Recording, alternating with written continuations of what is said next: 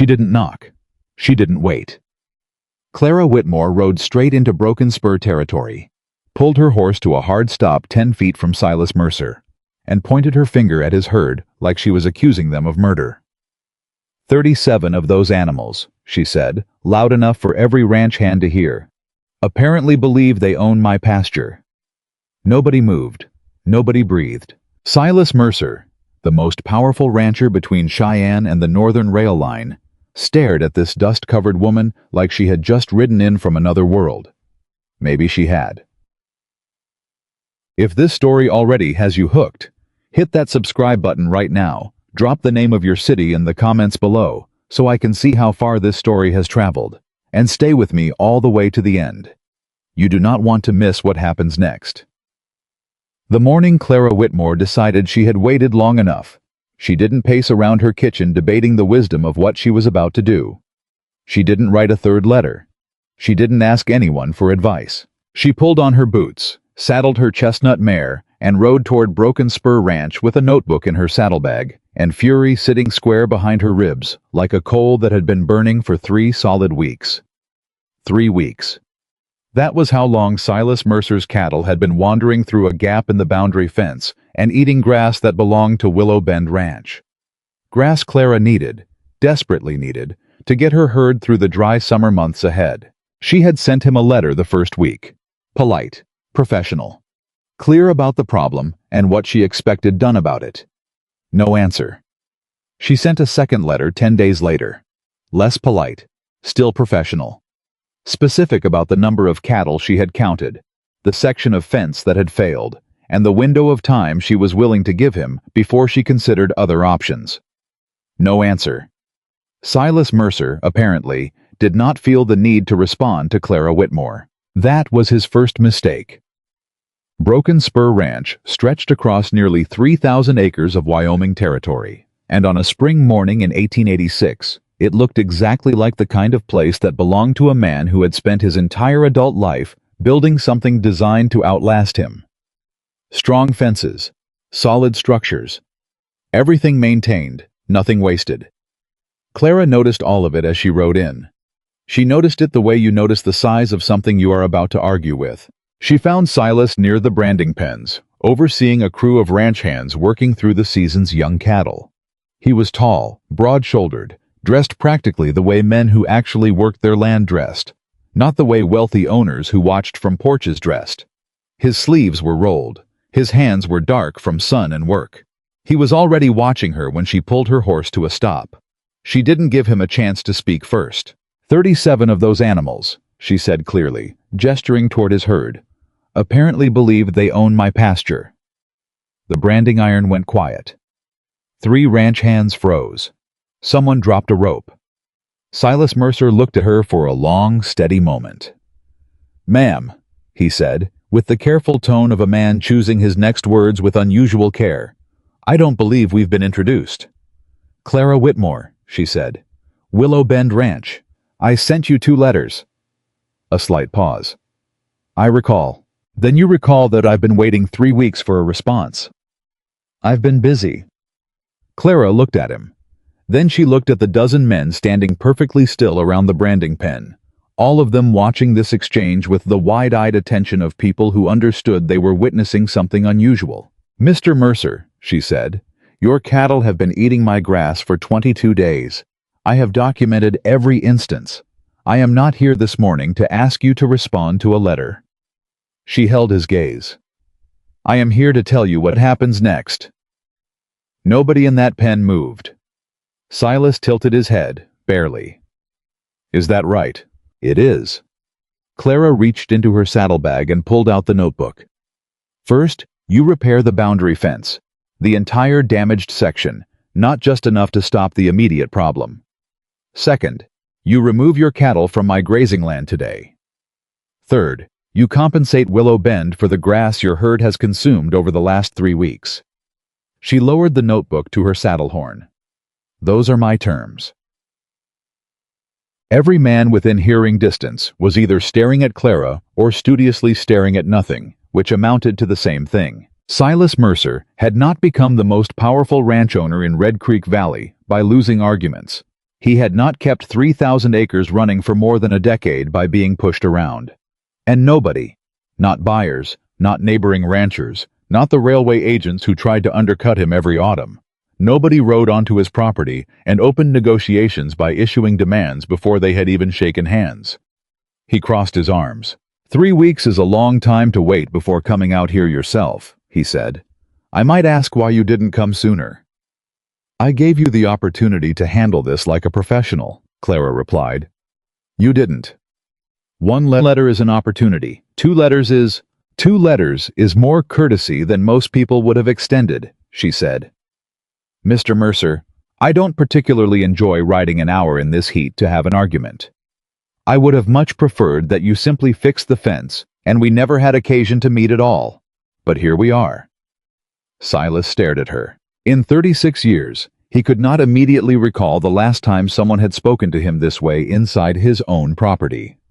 Not because people feared him exactly, but because most people wanted something from Broken Spur, and wanting something from a man usually smoothed the edges off how you spoke to him. This woman did not want anything from him except what she had already stated. You said compensation, he said, for grass. That's correct. Nobody can prove exactly how much. I can. She opened the notebook. May 12th, 7 cattle in the southeastern corner of my upper pasture for approximately 4 hours. May 14th, 11 cattle through the main gap for the better part of a morning. She turned a page. May 19th, 9 cattle. May 23rd, 14 cattle for 2 separate intervals. She looked up. Shall I continue? The silence around the branding pen had become the kind of silence that has weight to it. Silas looked at the notebook. Clara turned another page, and he could see, even from the distance between them, that there were sketches. Actual hand-drawn sketches, showing where the fence had failed and where his cattle had crossed. He said nothing for a moment. Then, you drew the fence. I documented the fence, Clara said. There's a difference. What happened next surprised every single man who witnessed it. Silas Mercer uncrossed his arms. He looked at the notebook. He looked at Clara. He looked back at the notebook. And then he said, "Let me see it." Not sarcastically, not as a challenge. He actually wanted to see it. Clara rode forward 2 steps and handed it to him without hesitation. He stood there and read. He turned pages slowly. He stopped on the sketches and studied them with the focused attention of a man who knew exactly what a boundary fence was supposed to look like and was measuring what he saw in those drawings against his own knowledge. Nobody around that pen made a sound. After 2 full minutes, which felt considerably longer, Silas closed the notebook and held it back out to her. The fence failed on the eastern section, he said. Yes, I didn't know about it. Clara said nothing. That's not an excuse, he added, and the addition was unexpected enough that one of the ranch hands actually blinked. My foreman should have caught it during the spring inspection. He didn't. That's my responsibility. He turned toward his nearest hand. Tell Garrett I want a crew on the east boundary fence this afternoon. Full inspection, full repair. Not just the gap, the whole eastern line. The hand nodded quickly and disappeared. Silas looked back at Clara. I'll ride out with you this afternoon and inspect the pasture damage myself. And the compensation? Clara asked. The jaw tightened slightly. I said I'll inspect the damage myself. I'll make a fair determination after that. The damage is already documented. I don't settle accounts I haven't verified personally, he said. That's not stubbornness, Miss Whitmore. That's how I've run this ranch for 14 years without a dispute I couldn't defend. Clara looked at him for a long moment. Fine, she said. This afternoon. She turned her horse without ceremony and began riding toward the ranch gate to wait. Silas watched her go. Behind him, one of his older ranch hands, a man named Pete, who had worked Broken Spur for 11 years, leaned over and said very quietly, Lord Almighty, boss. Silas didn't respond, but there was something happening behind his eyes that Pete recognized, even if he couldn't name it exactly. It was the look of a man who had just encountered something he hadn't been prepared for. They rode out to the disputed pasture together that afternoon, with nobody accompanying them, which was either a practical decision or a strange one, depending on how you looked at it. Silas brought his own notebook, Clara noticed. They covered the eastern section of the boundary fence first, and Clara watched Silas move along it with an experienced eye, testing sections by hand, reading the posts, checking the depth of the original installation. He wasn't performing inspection for her benefit. He was actually doing it. "This corner post was never set deep enough," he said at one point, almost to himself. "That's going back farther than last winter." "Which means the fence has been vulnerable longer than 3 weeks," Clara said. He glanced at her sideways. "Yes. Then the damage to my pasture potentially goes back further than I documented." Another sideways glance. "Possibly." "I only documented what I observed directly," Clara said. "I wasn't on that section of the pasture before early May." Silas was quiet for a moment. Then he said, "That's honest." "I try to be. Most people wouldn't have said that. They would have expanded their claim when given the opening." "I'm not most people," Clara said. "And I don't want more than I'm owed. I want exactly what I'm owed." They moved on to the pasture.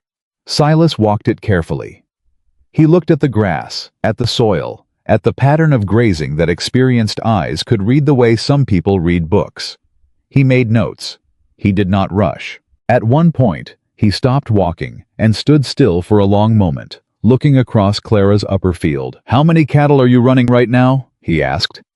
48 mother cows, Clara said, "and the calves from this spring." He nodded slowly. Something shifted in his expression. Not pity, which Clara would have hated, but something closer to a kind of careful recalculation.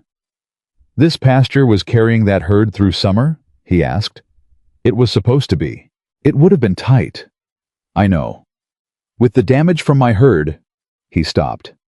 "It's not enough," Clara said. "Not anymore. Not for the full summer." Silas looked out across the field for another few seconds. Then he closed his notebook. "I'm going to do 3 things," he said. "I'm going to compensate you for the documented damage. Your figures were careful, and I'm not going to insult either of us by disputing them when the evidence is this clear." He paused. "I'm going to repair the entire eastern boundary line, not just the damaged section. And I'm going to give Willow Bend temporary access to my lower grazing field off Cottonwood Creek." Clara stared at him. "The lower field," she said. "That's Broken Spur land." "It is. And it's been resting all spring. My herd won't need it until August." He looked at her directly. "Consider it part of making this right." The honesty of it caught Clara off balance in a way she hadn't expected. She had come here prepared to fight. She had come here expecting arrogance, dismissal, the particular brand of condescension she had already encountered from half the men in Red Creek Valley since she had taken over Willow Bend. Men who saw a 28-year-old woman running a struggling ranch and immediately reached for either pity or patience, both of which felt like different flavors of being told she didn't quite belong. Silas Mercer had done neither. He had looked at her documentation, verified the facts himself, and responded with proportionate decency. It was, unexpectedly, more disarming than almost anything else he could have done. "All right," Clara said. "All right?" He raised an eyebrow slightly. "I accept your terms." He almost smiled. "I didn't realize they were terms. I thought they were amends." "In my experience," Clara said, gathering her horse's reins, "the difference depends entirely on who's offering them." She rode back towards the fence line, and Silas stood there a moment watching her go. For the second time that day, Pete's voice was nowhere nearby to say anything, which was fortunate, because Silas wasn't sure he wanted to explain the expression that was currently on his face. That night, back at Willow Bend, Clara sat at the kitchen table with her uncle's old ledgers open in front of her and tried to focus on the numbers. She had won the argument. She had gotten everything she came for. The fence would be repaired, her cattle had the grazing access they needed to survive the summer, and Silas Mercer had agreed to compensation without the fight she had braced herself to have. It was a complete success. So why was she still thinking about the way he had read her notebook? She had expected, based on everything she had heard about Silas Mercer, everything Red Creek Valley had told her about the man who had shut the world out and dedicated himself entirely to Broken Spur. She had expected someone cold, someone impressive and impossible, someone who would look at her demands and see only a nuisance to be managed. Instead, she had found a man who walked a fence line and noted that a corner post was never set deep enough, who made his own notes in his own notebook rather than relying on anyone else's account, who had said, with no apparent struggle, "I'll make a fair determination after I see it myself." And then he had seen it, and he had made a fair determination. That was the part she couldn't stop turning over. 8 years earlier, Rebecca Langford had left Silas Mercer 3 weeks before their wedding with a letter that apparently said she couldn't spend her life competing with a piece of land. Clara had heard the story, as everyone in Red Creek Valley had heard it, the way you hear stories about mountains, as geography, as fixed fact, as the explanation for why something is the way it is. She had assumed the story meant Silas Mercer was the kind of man who cared more about property than people. She was beginning to wonder if she had the story wrong. She closed the ledger. She was not going to think about Silas Mercer anymore tonight. She thought about him for another hour and a half before she finally slept. 3 days later, the full repair crew arrived at the eastern boundary. Clara didn't go out to watch. She had her own work. A calf with a leg problem, a water trough that needed fixing, bookkeeping that had gotten behind during the stress of the past weeks. But toward late afternoon, she happened to be checking her upper pasture fence from her side, and she found Silas himself there, working alongside his crew rather than simply overseeing. He was replacing a post. Personally, Clara stopped her horse at a distance and watched for a moment without being seen. She told herself she was simply checking that the work was being done to an adequate standard. That was a reasonable thing for a rancher to do when work was being performed on their boundary line. Then Silas looked up and saw her. He straightened, didn't wave, didn't shout across the distance, just acknowledged her presence with a brief nod, the way you would with someone you expected to see and whose presence required no explanation. Clara returned the nod and rode on. She did not look back. She almost looked back twice. 10 days after the fence repair was completed, the dry spring that meteorologists and old ranchers had been quietly predicting began to make itself felt across the whole of Red Creek Valley. The creeks dropped. The grass grew thin. The sky stayed relentlessly clear, which in Wyoming in late spring was not a blessing but a warning. Willow Bend's western well, which Clara had known was unreliable when she inherited the ranch, dropped 3 feet in a single week. She stood at the edge of the well and looked down at the reduced water level and did the mathematics in her head with the focused calm of someone who has gotten very good at calculating exactly how much trouble she is in. The cattle needed water. The well was failing. The nearest alternative was Cottonwood Creek, which ran through Broken Spur land. She already had temporary grazing access to Silas's lower field. The cattle had been drinking from the creek there. But that access was for grazing, not for the kind of regular water routing she was now going to need if the well continued to drop. She needed a different arrangement, and she needed to be the one to propose it, because Clara Whitmore did not ask for charity. She hadn't asked for it when she inherited a ranch full of debts at 27, hadn't asked for it when her biggest cattle buyer tried to renegotiate their agreement in terms that were only favorable to one party, and she was not going to start now. She sat down at the kitchen table. She opened a blank sheet of paper. She thought about what Broken Spur needed and what Willow Bend had that Broken Spur didn't, and after an hour of thinking, she picked up a pen and started writing. Not a letter asking for water. A business proposal. She rode to Broken Spur the next morning. This time, she asked one of the ranch hands to let Silas Mercer know that Clara Whitmore was requesting a meeting at his convenience. She was shown to the main house porch to wait, which she did, standing rather than sitting, looking out over the yard and the operations beyond it. Silas appeared within 10 minutes. He looked at her for a moment before he said anything. That same steady, assessing quality she had noticed the first day, the way he looked at a fence post or a piece of land, as if he was determining its actual nature before forming any opinion of it.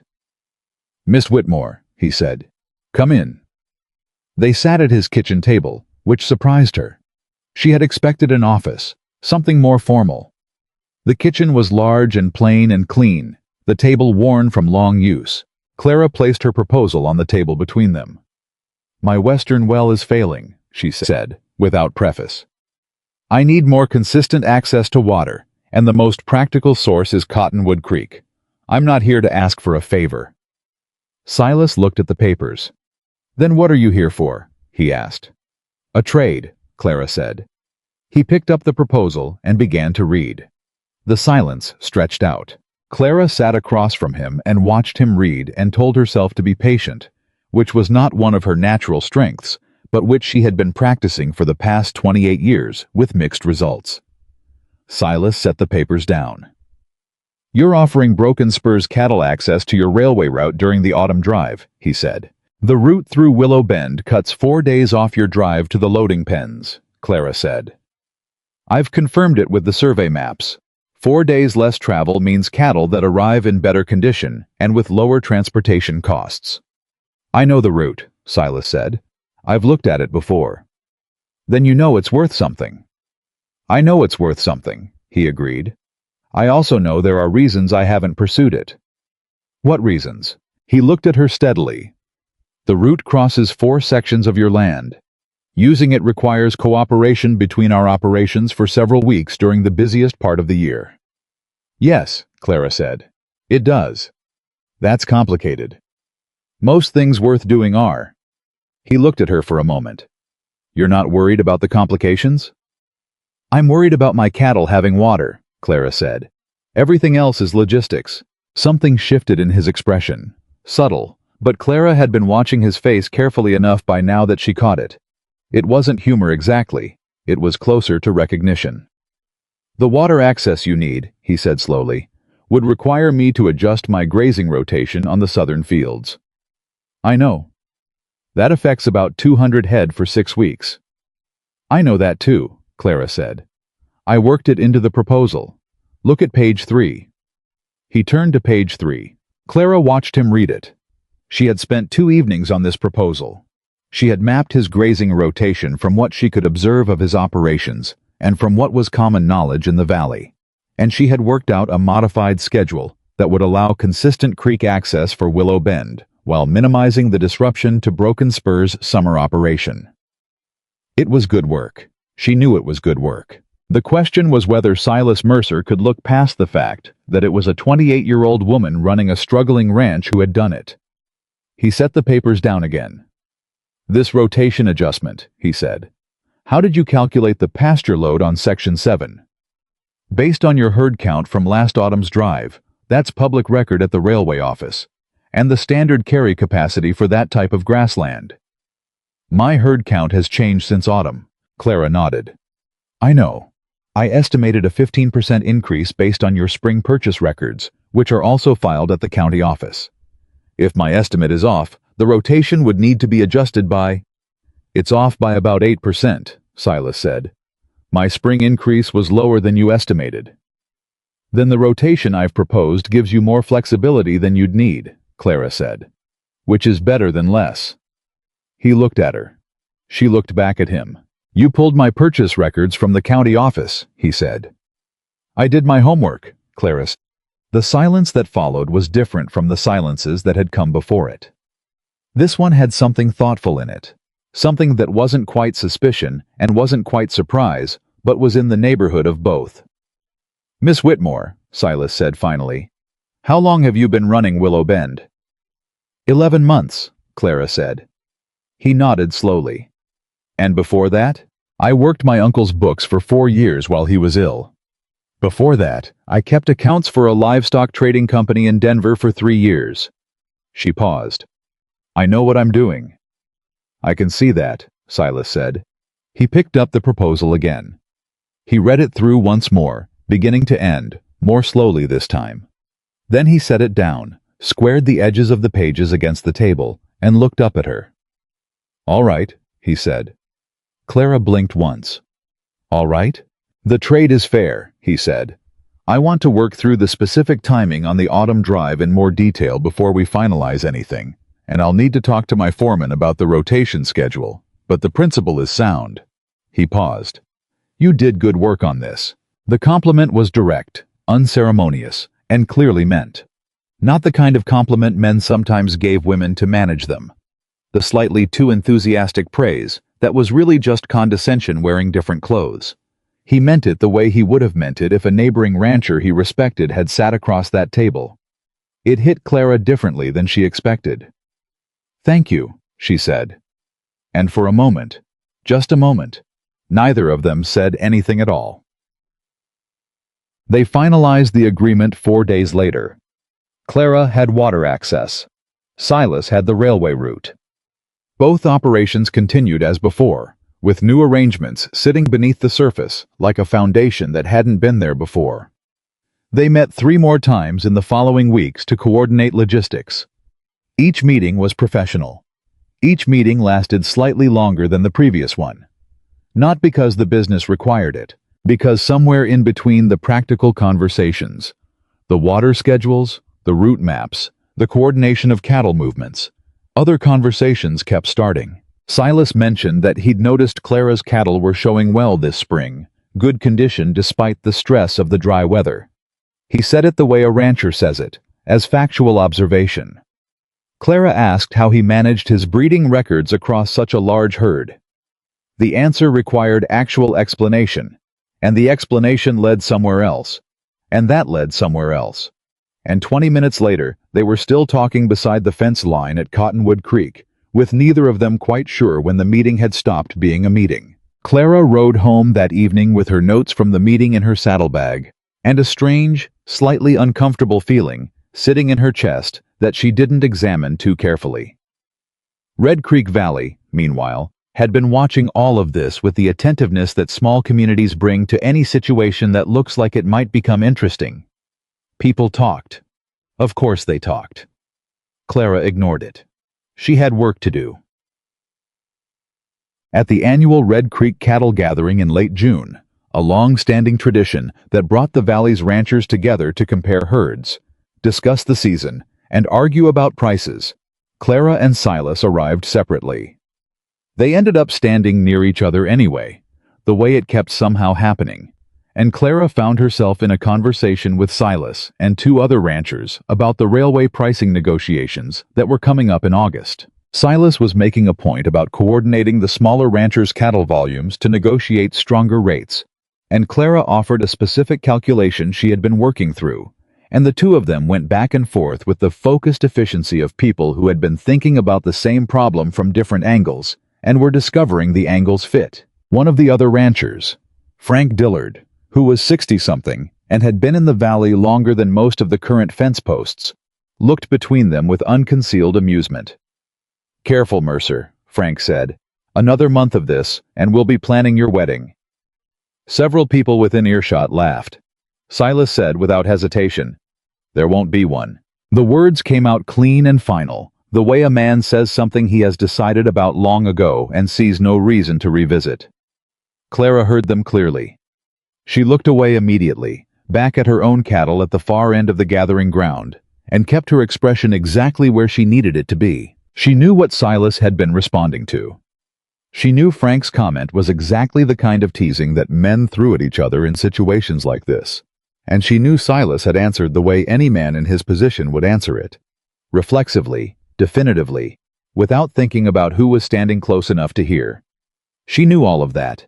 It still landed somewhere it shouldn't have. She spent the rest of the gathering conducting her business correctly and speaking to people she needed to speak to and not thinking about the expression on Silas Mercer's face when he said there wouldn't be a wedding.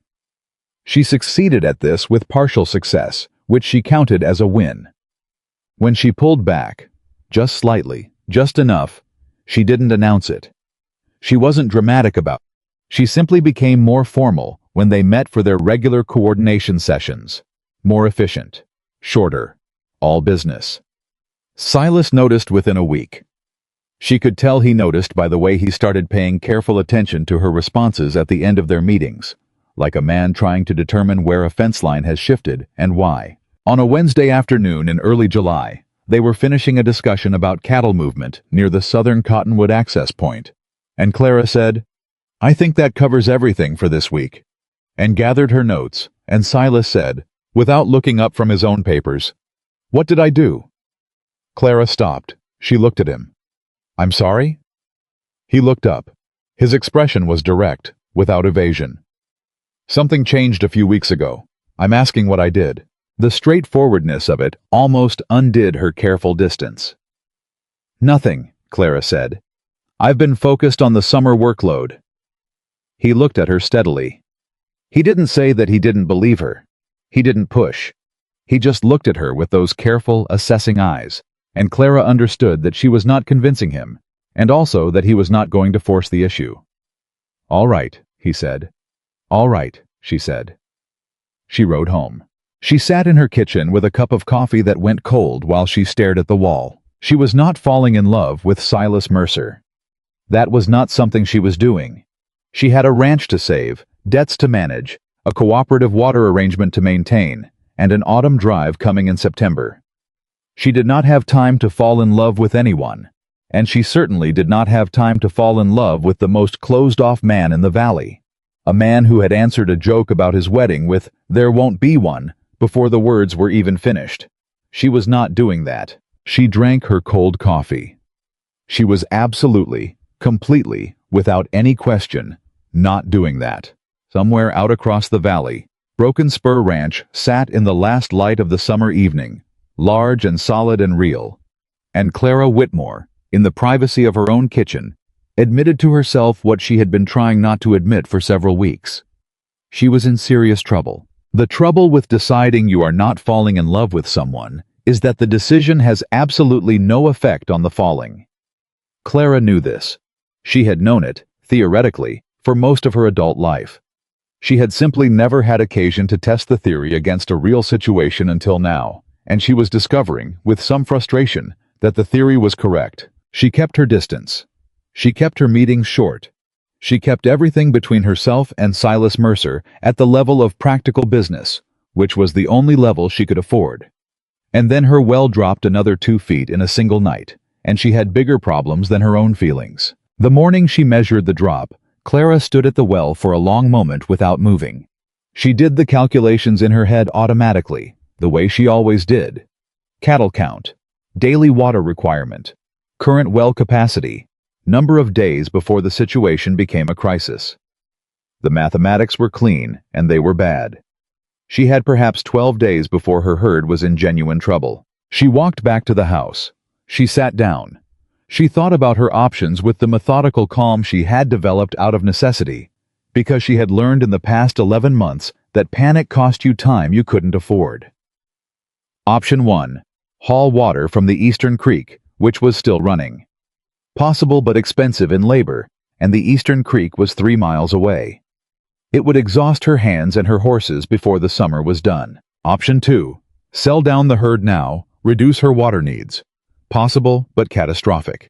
She would be selling at the worst point in the season, at the worst prices, and she would not be able to rebuild the herd before winter. Option 3. Renegotiate her Cottonwood Creek access. Expand it from grazing support to full water routing. Go back to Silas. She had already established the arrangement. They already had an agreement. Asking to expand it was not charity. It was a modification of an existing business relationship.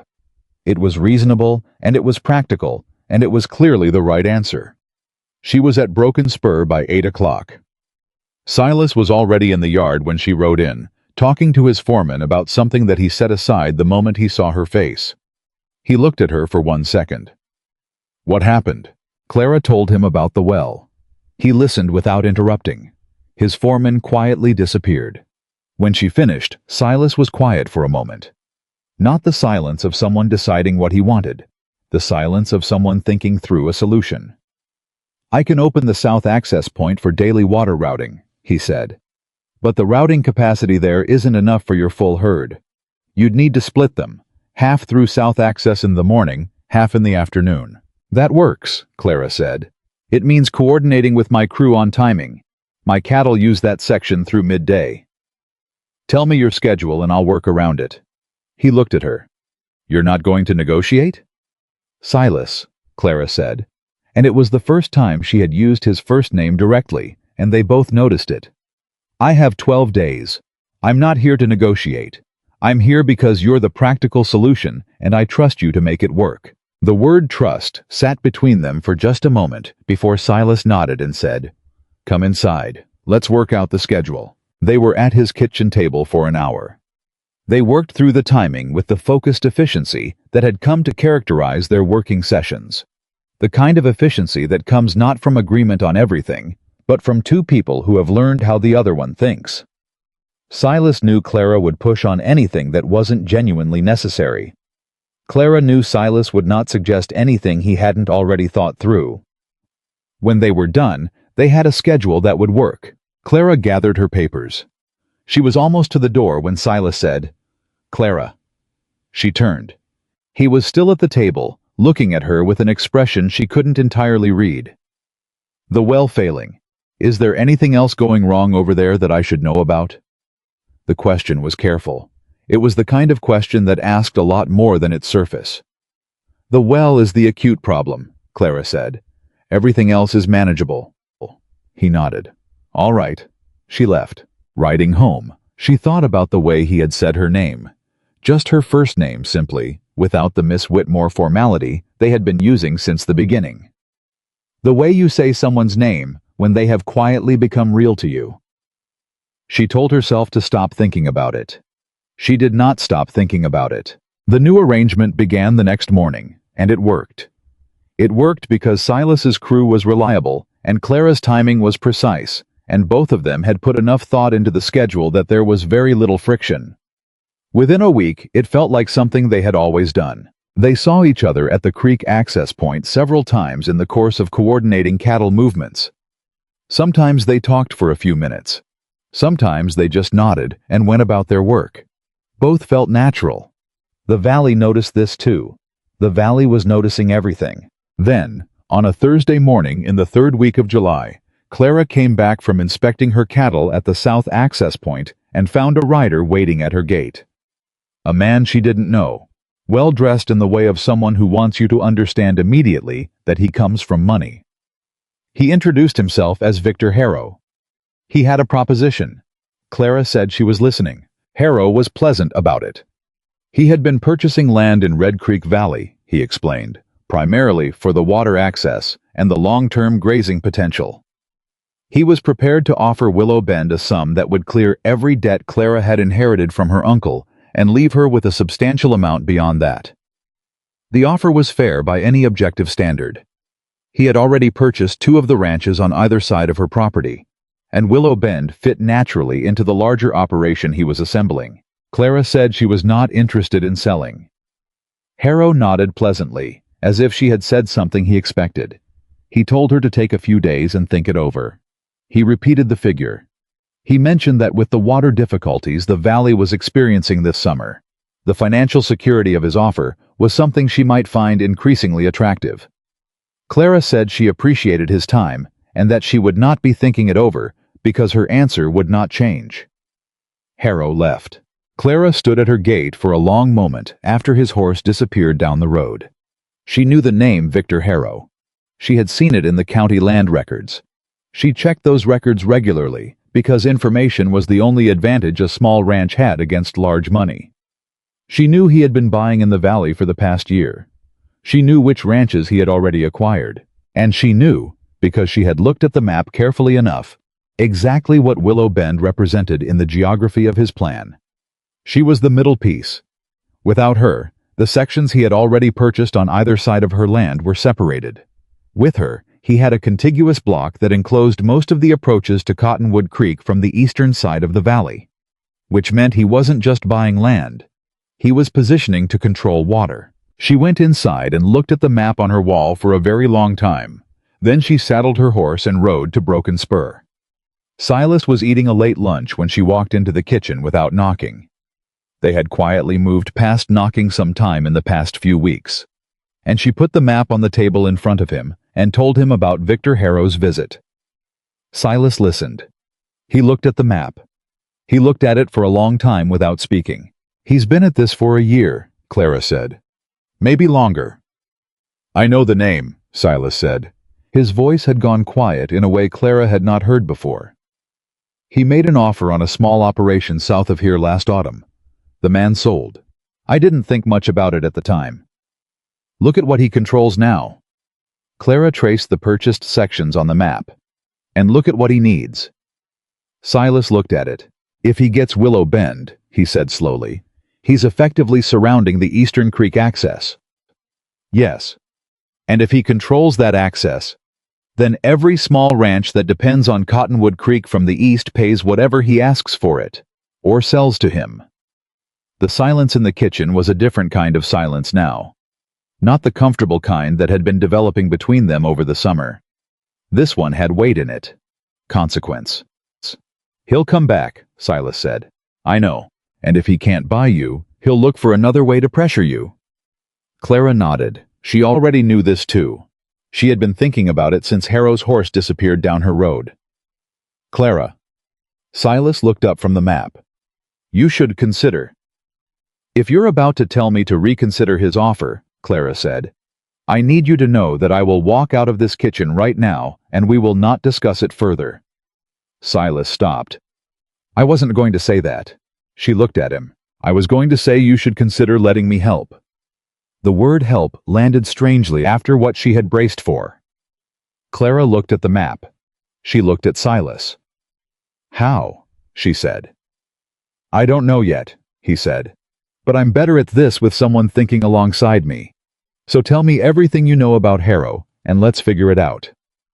They worked through the afternoon. By evening, they had a partial plan. Not a complete one, not yet, but the shape of one. They would strengthen their existing arrangement, formalize the water sharing and the railway route in a registered agreement that created a legal record of cooperation. It wouldn't stop Harrow, but it would complicate his calculations, and they would start talking to the other small ranches in the valley.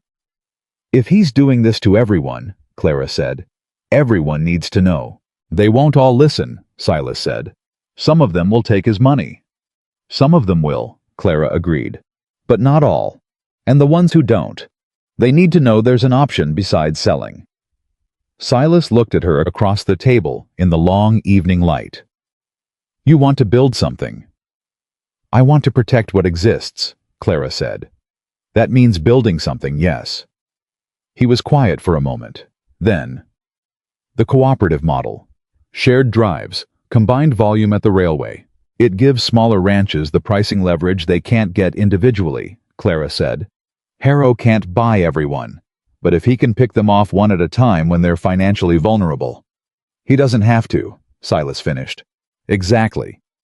They looked at each other. This is bigger than water access and fence repair, Silas said. Yes, Clara said. It is. And you came here with all of this in your head this morning. I came here with this problem, Clara said. You helped me build the rest. Something moved through his expression, quick and genuine, gone before she could fully read it. He looked back down at the map. We'll need to start the conversations this week, he said, before Harrow gets to the other ranches first. Agreed, Clara said. She stood to go. Clara, Silas said. She waited. He looked up at her, and his expression had the particular quality of a man who is about to say something he has been holding back and has just decided the holding is costing more than the saying. Thank you, he said, for coming here today. You could have handled this alone. Clara looked at him. I probably couldn't have, she said. Not as well. It was the most honest thing she had said to him in weeks. She rode home with the strange, precarious feeling of something shifting beneath her. Not the ground, not anything physical, but the architecture of how she had been thinking about herself and what she was doing out here. She had come to Wyoming to save a ranch, to honor what her uncle had built, to prove that she could manage something real and difficult and hers. She had not come here to need anyone, but she was beginning to understand that needing someone, the right someone, did not make the thing you were building smaller. It made it solid in a different way. A way you couldn't achieve alone, no matter how well organized your notebooks were. She put her horse away and went inside. She did not sleep well. Not from worry this time. From something harder to name and, in its way, considerably more frightening. The next 2 weeks moved fast and hard. She and Silas rode separately to the neighboring ranches. Together would have drawn too much attention too quickly, given how much the valley was already talking, and had conversations that ranged from receptive to skeptical, to one memorably hostile exchange with old Marcus Webb, who told Silas directly that he didn't need help from anyone, and told Clara that he didn't take business advice from women. At which point Clara put her proposal on his kitchen table and told him to read the numbers and make his own judgment, and walked out. Marcus Webb showed up at Broken Spur 4 days later and said he wanted to hear more about the cooperative plan. Silas told Clara, and she laughed, and it was the first time he had heard her laugh without any reserve in it, and he stored the sound somewhere he didn't examine too carefully. Harrow responded to their activity faster than they had expected. He had connections at the railway office in Cheyenne. Nothing illegal, just the quiet relationships that money buys. And he used them to reach one of Clara's primary autumn cattle buyers. The buyer sent Clara a letter canceling their purchase agreement for the upcoming drive. She found the letter on a Tuesday morning. She sat with it at her kitchen table for exactly 5 minutes, reading it twice to make sure she understood what she was reading. Then she went to her ledgers and worked through the numbers with the methodical focus of someone who cannot afford to feel the blow until she knows exactly how bad it is. It was bad. Without that buyer's volume, the autumn drive revenue dropped below what she needed to carry Willow Bend through winter. She could cover it, probably, if everything else went exactly right, if prices held, and she could find a replacement buyer quickly, and the drive itself had no complications, but probably was not a word that left her sleeping soundly. She rode to Broken Spur that afternoon. Silas was waiting on the porch when she came through the gate, and she realized immediately that he had already heard. News traveled in the valley like water through broken ground, finding every low point instantly. And she felt a brief flash of something that wasn't quite anger, and wasn't quite relief, and was more than a little of both. "Don't," she said, before he could open his mouth. He closed it. "I don't want you to offer me money," she said. "I don't want a loan. I don't want an advance against the autumn proceeds, and I don't want you to look at me the way you are currently looking at me." "How am I looking at you?" Silas said carefully. "Like a problem you're about to solve," Clara said. "I am not a problem." "No," he said, "you're not." "I need to think," she said. "I need to sit down and work through what actually happened and what my real options are. And then I need someone to think alongside me, not ahead of me." Silas stepped back from the porch railing. "Come inside," he said. "There's coffee." They sat down, and this time, for the first time, Silas did not offer solutions. He asked questions. He listened to her work through it. When she reached a calculation she was uncertain about, he offered his own data without framing it as rescue. When she identified the critical gap, the buyer volume she needed to replace, he said, "I know 3 buyers in Cheyenne who might be interested in additional volume this autumn." And he said it the same way he would have said it to a neighboring rancher he did business with, not the way you say something to someone you are trying to save. Clara looked at him. "Introductions, not guarantees." "Introductions," he agreed. "What you do with them is your business." She exhaled slowly. "All right. And Clara?" He waited until she looked at him. "Harrow did this because we're working together. He's not targeting Willow Bend specifically anymore. He's targeting the cooperation." She had known this. She had known it since she read the letter. But hearing Silas say it shifted something, made it more real, and also, strangely, less frightening. "Then we give him less to target," she said. "Or more," Silas said. "Make the cooperation larger.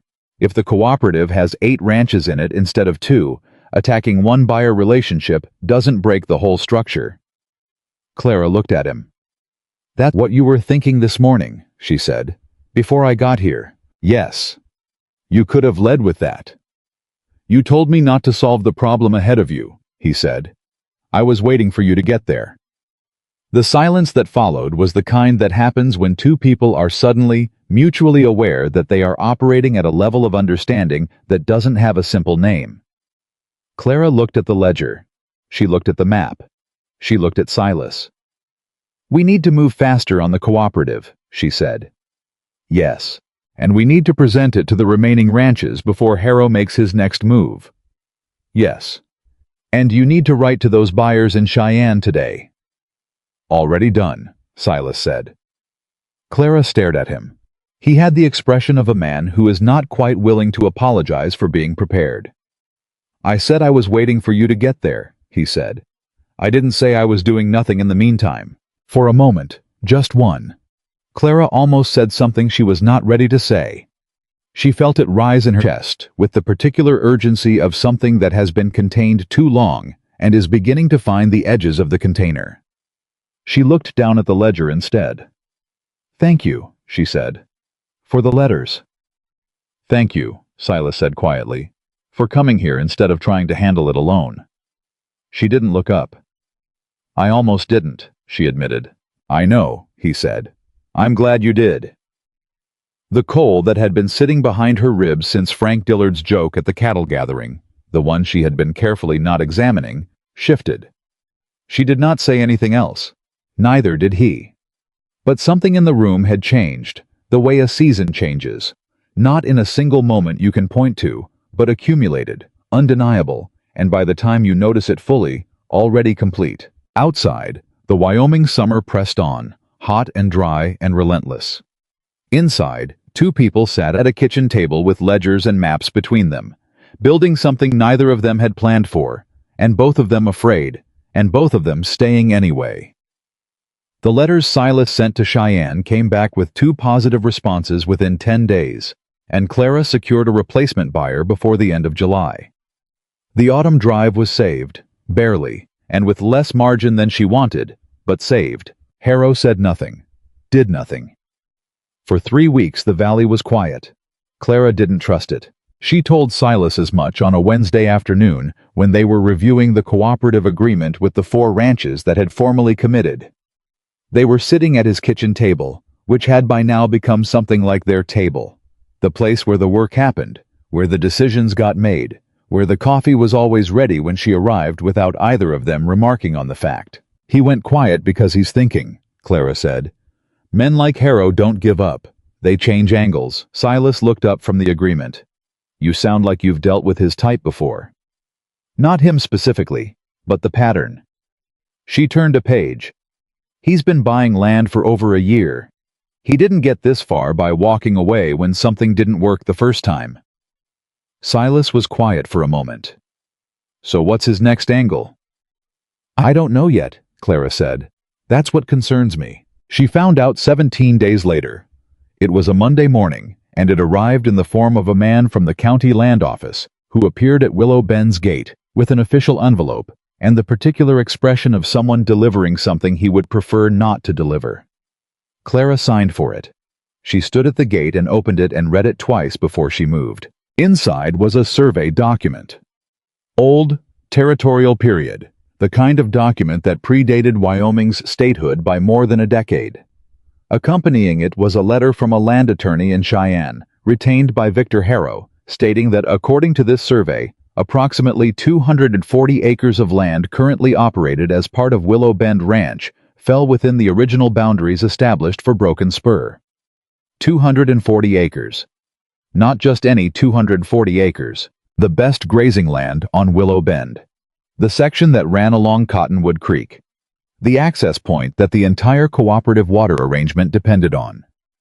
Clara folded the document, placed it back in the envelope, walked into the house, put the envelope on the kitchen table, and stood looking at it for a long moment. Then she saddled her horse. She needed to look at Silas Mercer's face when she showed him this document. She needed to see it before he had a chance to compose himself. Because what she was about to find out was not just whether the document was legitimate. It was whether Silas already knew. And if he already knew, then everything she had built over the past 3 months, every meeting, every agreement, every quiet conversation at the creek, every moment she had let herself trust the man sitting across the table from her, was built on something rotten at its foundation. She rode fast. Silas was near the cattle pens when she arrived. He saw her face before she had dismounted and took 3 steps toward her before he caught himself. "What happened?" he said. Clara held out the envelope. He took it, opened it, read it. She watched every muscle in his face. She watched his eyes move across the document. She watched the stillness that settled over him as he read. Not the stillness of someone who already knows what the paper says, but the stillness of someone whose mind is working very fast on something it did not expect. He read it twice, the same way she had. When he looked up, his face had an expression she had not seen on him before. Something held very carefully in place over something that was not calm at all. "Where did this come from?" he said. "Harrow's attorney, this morning." Silas looked at the document again. "This survey is territorial period, before the boundary agreements were settled." "I know. There were at least 2 recorded boundary amendments after this date. My father negotiated one of them personally." "I know that too," Clara said. "But I need to ask you something, Silas, and I need you to hear the question and answer it directly." He looked at her. "Did you know about this survey?" The silence that followed lasted 4 seconds. She counted them. "No," Silas said. "You've never seen this document before?" "No." His voice was level. "Clara, if I had known about a boundary dispute of this size, I would have—" "You would have told me?" The edge in her voice was sharp enough that he stopped. She saw him register it, saw him understand what she was actually asking beneath the surface of the words. Not just did he know, but could she trust him? Could she trust any of this? Could she trust the months they had built together, or had all of it been leading here, to this moment, where the most powerful rancher in the valley quietly claimed the land that the smaller ranch beside him needed most? "Yes," Silas said. "I would have told you. Even if it meant Broken Spur had a legal claim to 240 acres of prime grazing land? Yes. Even if taking that land would increase Broken Spur's value considerably and eliminate your main competition for the Cottonwood Creek corridor?" His jaw tightened. "What are you saying?" "I'm saying that you had reason to know about this," Clara said. "I'm saying Harrow didn't find this document last week. Someone had to look for it. And I'm asking you, directly, right now, whether you had any part in that." The temperature between them dropped about 20 degrees in the space of one breath. Silas looked at her, and she could see it happening. The thing she had noticed in him back in the very beginning, when she first walked onto this ranch looking for a fight. The wall, thick, old, constructed from materials far more durable than pride. "You think I'm capable of that?" he said. Not a question, barely even an accusation. More like a man hearing a verdict read aloud that he hadn't expected and didn't know what to do with. "I think I need to ask," Clara said. "Because if I don't ask, I'm just trusting blindly. And blind trust is not something I can afford." There's a difference between blind trust and the kind of trust that asks a question like that. "Then tell me the difference." "Trust," Silas said, and his voice had gone very quiet, "is built from evidence. From behavior observed over time. I've spent 3 months giving you evidence, Clara. What I haven't done, apparently, is given you enough of it.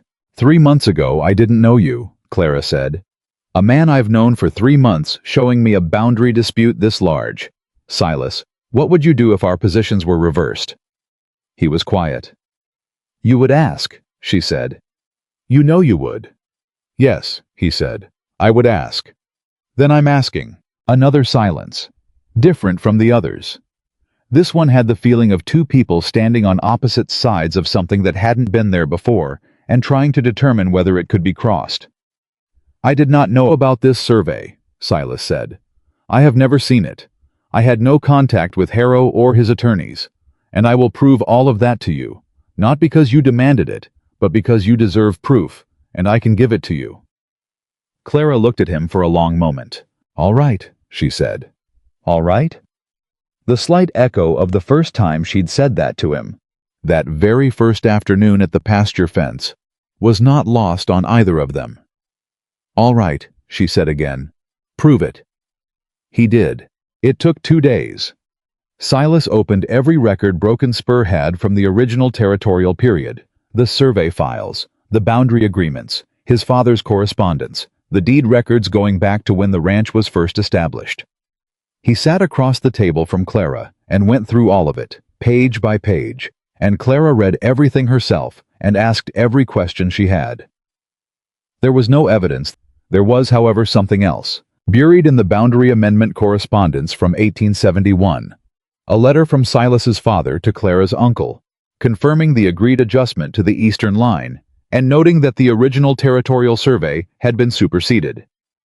The letter referenced a formal recorded agreement filed at the Territorial Land Office in Cheyenne. "This is the document that settles it," Clara said. "If it's still in the Cheyenne records," Silas said. "Why wouldn't it be?" "Because Harrow's people have been in those records," Silas said, "looking for exactly this kind of thing." They looked at each other. "He found the old survey, and he's hoping the amendment isn't easily accessible," Clara said slowly, "or that we don't know it exists. He's gambling that the legal process takes long enough and costs enough that you can't fight it," Silas said. "Even if the amendment record is there, he can tie this up in territorial courts for months, maybe longer. Months." Clara looked at the letter in her hands. "He doesn't need to win. He just needs to create enough uncertainty that I can't operate. Or enough financial pressure that you sell." She set the letter down carefully.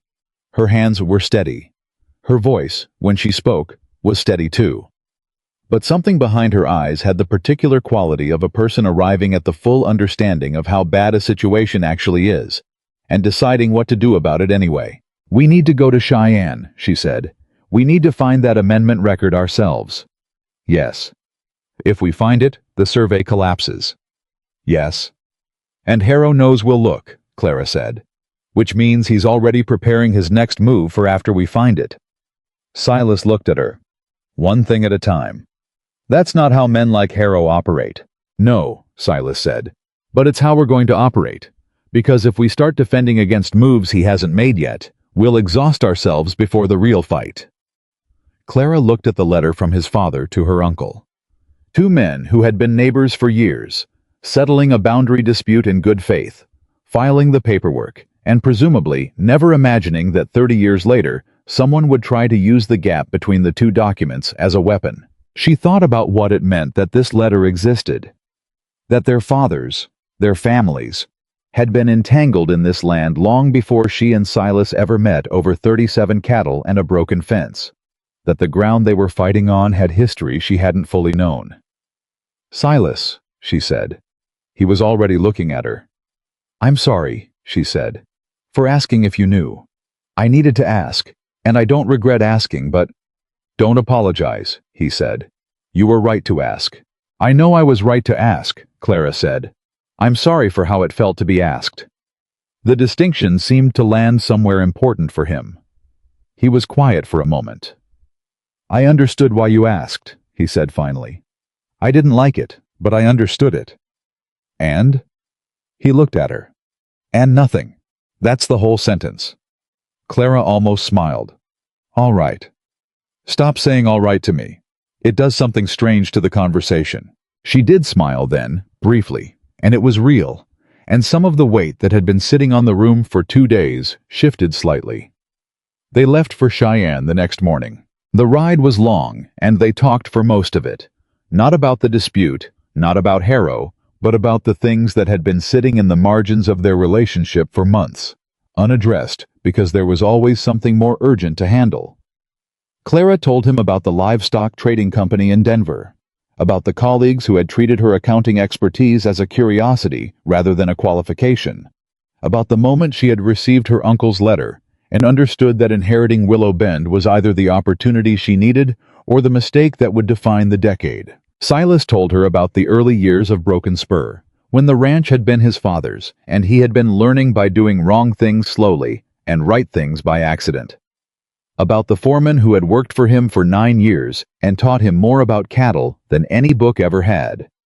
About the winter 3 years in when he had come close, genuinely close, to losing everything to a disease that moved through the herd like fire. He did not mention Rebecca. Clara did not ask. But the conversation existed in the space where that history lived, and both of them knew it was there, and neither of them pushed. The land office in Cheyenne was staffed by a records clerk who had the energy of a man who had dedicated 30 years to filing things alphabetically and considered this a noble calling. He found the amendment record in 40 minutes. Clara held the document in her hands and read every word of it, twice. It was clear. It was legal. It was filed properly and witnessed correctly, and it established beyond any legitimate dispute that the 240 acres in question belonged to Willow Bend. Silas stood beside her and read it over her shoulder. "Done," he said quietly. "Not done," Clara said. "Harrow still has resources and relationships, and he will find another angle. Then we deal with that angle when it comes." "You keep saying that." "Because it keeps being true." Clara looked up at him. He was close, closer than she had registered when she was focused on the document, and the expression on his face was the one she had been trying not to think about for weeks. The one that was quiet and steady and particular to her, that she had started recognizing the way you recognize weather coming from the West Ridge before anyone else has noticed the clouds. She looked back down at the document. "We need certified copies," she said. "I'll ask the clerk." 3 copies, she said. "One for me, one for you, and one that we file with the cooperative agreement." "Done," Silas said, and went to find the clerk. Clara stood there holding the document and tried to organize what she was feeling into something manageable. She was relieved. She was angry.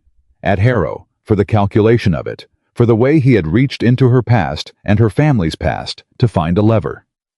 She was tired in the way of someone who has been braced for impact for weeks and is only now being told the blow might not land. And underneath all of that, sitting quietly and insistently at the center of everything, was a feeling she had been managing carefully for 2 months and was finding increasingly difficult to manage. They rode back in the late afternoon, documents in hand.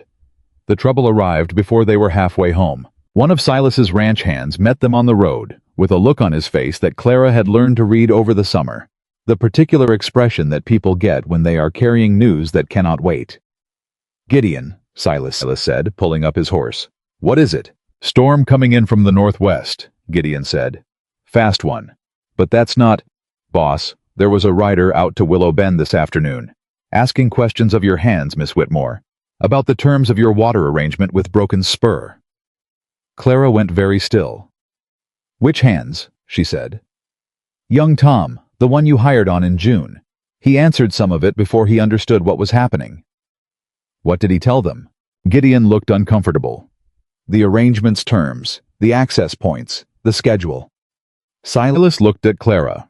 Clara looked at the horizon, where the clouds from the northwest were already building into something serious. "He's mapping our vulnerabilities," she said. "He knows about the cooperative. He knows our water arrangement. He's looking for the point where we're exposed." "The south access point," Silas said immediately. "If he blocks or contests our right to route cattle through that section." "He can't," Clara said. "The agreement is filed. He can create enough disruption to damage the autumn drive timing." "The autumn drive is 6 weeks away." 6 weeks is enough time for a man with Harrow's resources to make things very difficult," Silas said. The wind picked up. The clouds on the northwest horizon had gone the particular dark gray that Wyoming ranchers learned to respect early. "We need to get back," Clara said. They pushed the horses harder. The storm hit Red Creek Valley just after 9 o'clock that night, and it was not the slow, steady kind that you wait out sensibly. It was the violent kind, lightning running sideways across the sky, thunder that shook the window glass, rain that came down less like water than like something with an intention. Clara was in her house going through the certified copies of the boundary amendment and making notes about next steps when she heard one of her hands shouting outside. She was at the door before the sound fully registered. The eastern pasture was lit orange against the dark sky. Lightning had struck the dry grass on the ridge above the eastern fence line, and the fire was moving, fast, the way range fires move in wind, without patience, without mercy, consuming everything between it and wherever the wind decided it was going. Her cattle were in the eastern pasture. Clara ran. She didn't stop to think about it.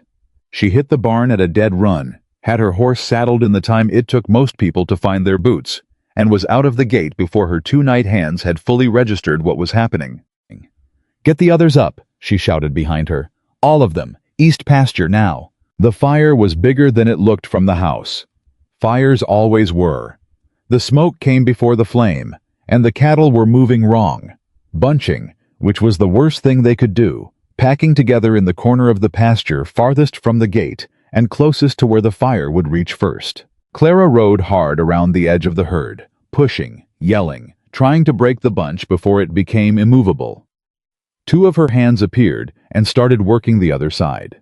The cattle started moving, sluggishly, terrified, fighting against the direction they needed to go. She didn't hear Broken Spur horses arriving. She just became aware, at some point in the chaos, that there were more riders working the herd than she had sent out. More voices. Coordinated movement from the western side that meant someone with experience was working the cattle from that direction. She found out later that Silas had seen the fire from Broken Spur, that he had sent every available hand he had without waiting to know exactly what was happening, because the glow on the horizon in the direction of Willow Bend was enough information. He reached her somewhere in the middle of pushing the last section of the herd toward the creek crossing. "Take the left side," he said, pulling alongside her. "I've got 3 men on the right." We pushed them through the south gate and across the water. The south gate latches already open. Gideon got there first. They pushed. The fire was behind the herd and moving faster than it should have been, fed by the wind and 3 weeks of dry grass. Clara could feel the heat on her back. She could see the orange light in her horse's eyes. Then the creek bank. The leading cattle hit the water and balked. Cattle always balked at water in the dark. And for a moment, the whole movement threatened to collapse. Clara drove her horse directly into the bunch, pushing, and Silas was there on the other side doing the same thing. And the leaders broke through and went in, and the rest followed the way they always do, in the sudden flood of decision that replaces collective panic. They got them across. All of them. Every animal she had. Clara sat on her horse in the water at the crossing, looking back at the eastern pasture. The fire had reached the far corner. The gate to the south pasture stood open behind her. Her entire herd was on the Broken Spur side of the creek, safe, confused, unhappy, and alive. She was shaking. She hadn't noticed until now. Clara. Silas was beside her. She hadn't heard him come. "Is anyone hurt?" she said. Tom got turned around in the smoke. "He's coughing, but he's all right." A pause. "You?" "I'm fine." "You're shaking." "I said I'm fine." She wasn't fine. Her hands were shaking, and her heart was going at a pace that had nothing to do with the ride and everything to do with the moment. She had crested the ridge and seen how big the fire was and understood in one cold instant how completely wrong the night could go. Silas got off his horse. He stood in the water of Cottonwood Creek up to his boot tops, which he clearly had not thought about, and he put his hand on the bridle of her horse and looked up at her. "Get down," he said. "Just for a minute. The cattle need—" "My men are handling the cattle. Get down." She got down. She stood in the creek water, and the shock of the cold against her boots was clarifying in a way she hadn't expected. And she stood there and breathed, and Silas stood 2 feet away and let her breathe without trying to fix anything, or say anything, or solve anything. After a while she said, "Thank you for coming." "I saw the glow from the main house," he said. "Didn't even think about it." "You could have waited to see how bad it was." "No," he said simply. "I couldn't." She looked at him in the dark, beside the creek, with the fire burning itself out on the ridge above them and smoke drifting overhead, and her cattle scattered on his land, and ash on both their faces. "Silas," she said. "I know," he said. "I haven't said anything yet." "I know," he said again, and his voice had the quiet weight of a man who has been holding something carefully for a very long time and is tired of holding it. "But I know what you were going to say, because I've been thinking it too, for a while now." Clara looked at him. "That's a very confident assumption," she said. "Is it wrong?" She didn't answer immediately. She looked at the fire on the ridge. She looked at her cattle, dark shapes moving on the far bank. She looked at the man standing in the water of his own creek in the middle of the night, because he had seen a glow in the sky and not thought twice. "No," she said. It's not wrong. Neither of them moved. What do we do about it? She said. I don't know yet, Silas said. But I think we should probably not stand in the creek while we figure it out. Clara almost laughed. The almost became actual, briefly, and it was the kind of laugh that comes out of exhaustion and relief, and a feeling that is too large for the container of the moment. All right, she said. They walked back to the bank. The fire burned down to nothing by dawn. But something else entirely had just caught. The morning after the fire, Red Creek Valley looked at the black scar across Willow Bend's eastern pasture and drew its own conclusions. Most of them were wrong about the details. All of them were right about the direction. Clara spent the first hour of daylight assessing damage with the focused calm of someone who has learned that grief is a luxury and practicality is survival. The eastern pasture was gone. Not every acre, but enough to hurt. The fence along the ridge had burned in 3 sections.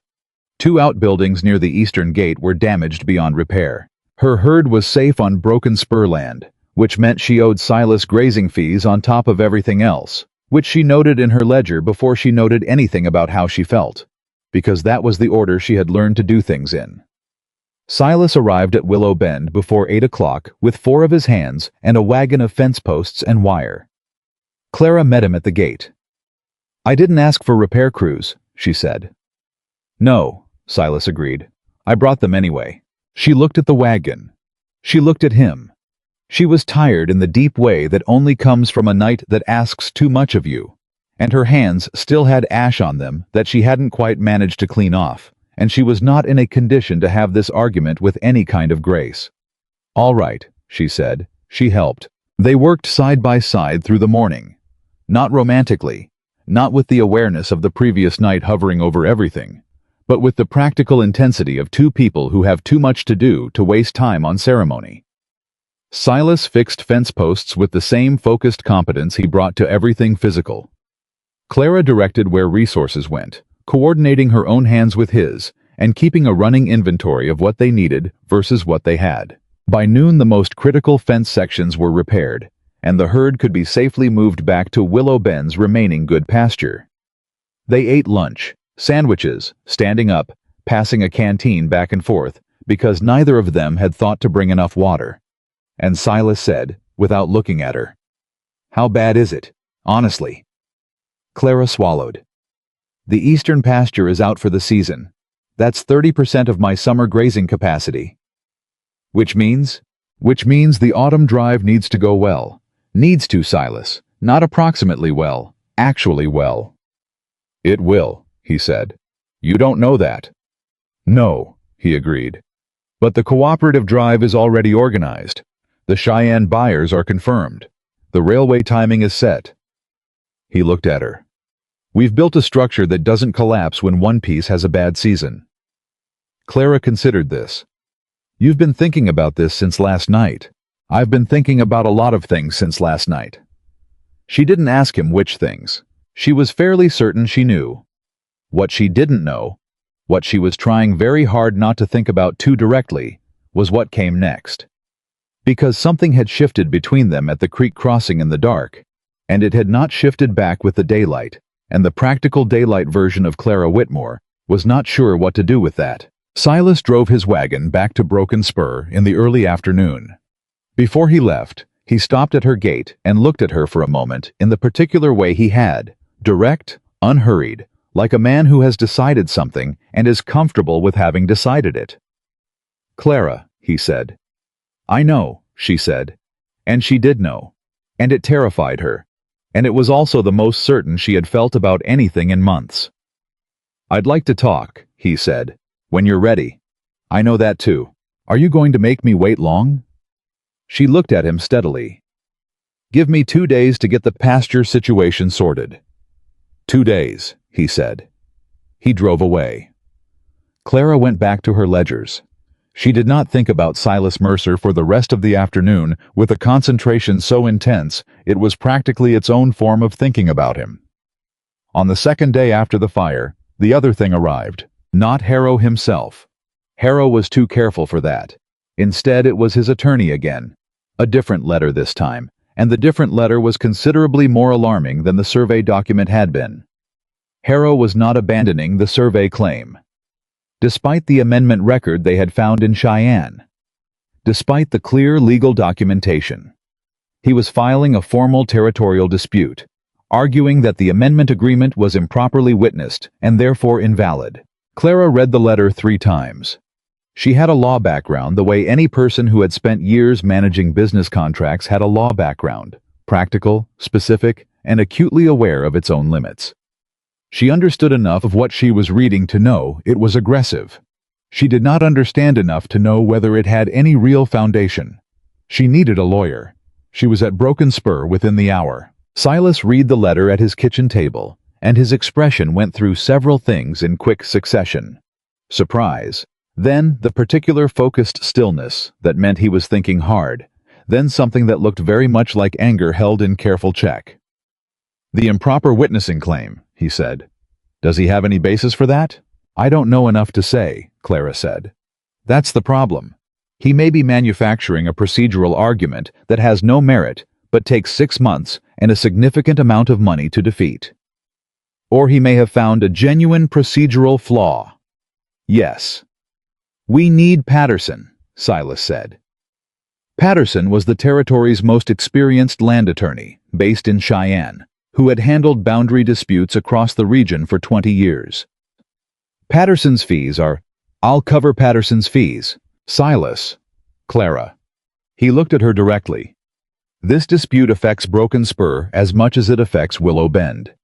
The amendment is between our families. If Harrow invalidates it, I lose the eastern boundary certainty that my father negotiated in good faith. This is not charity. This is a shared legal problem." She wanted to argue. She had the argument already assembled and ready. She looked at the letter. She looked at Silas. She put the argument away.